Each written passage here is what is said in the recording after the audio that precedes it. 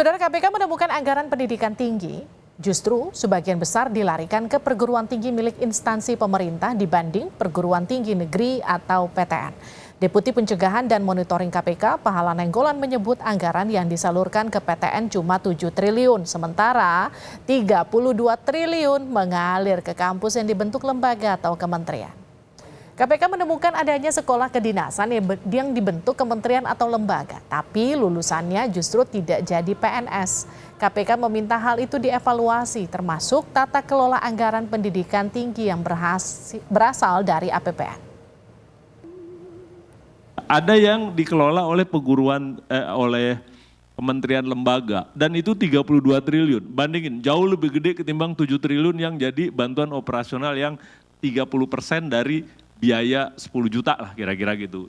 Ada 12 triliun misalnya Kemsos. Ini apa yang 12 triliun gitu kan?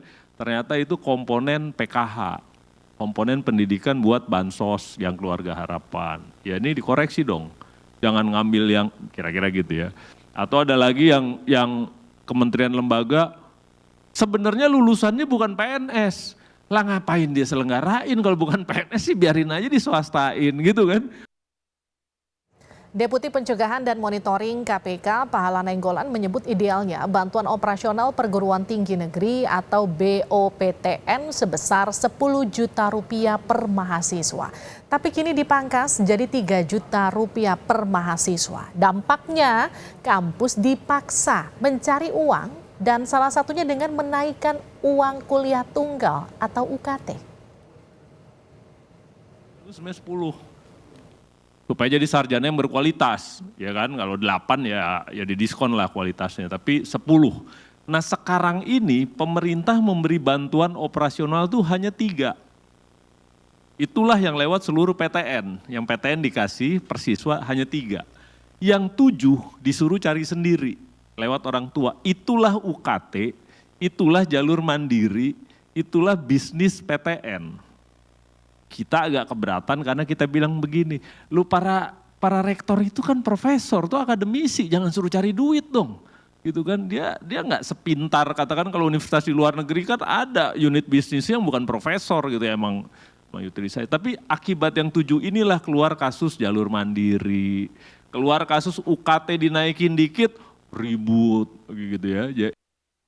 Kemendikbudristek berdalih mereka hanya mengelola anggaran pendidikan sebesar 15% atau 98,9 triliun rupiah. Sekjen Kemendikbudristek Soeharti mengklaim alokasi itu diatur sesuai aturan yang diputuskan bersama dengan Kementerian Keuangan dan Kementerian PPN.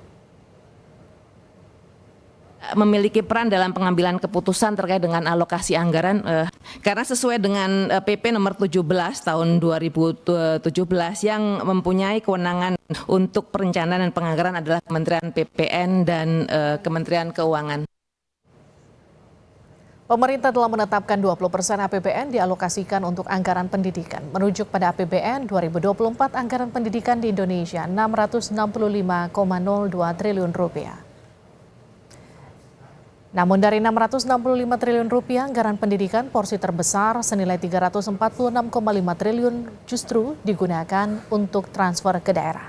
Dana ini mencakup dana alokasi umum seperti gaji dan tunjangan pegawai dan dana alokasi khusus seperti pembangunan fisik dan non-fisik. 33% atau 219 triliun rupiah dari anggaran pendidikan tersebar di Kementerian Agama, kementerian atau lembaga lain, dan Kementerian Keuangan sebagai pengelola anggaran pembiayaan pendidikan serta anggaran pendidikan non-kementerian atau lembaga.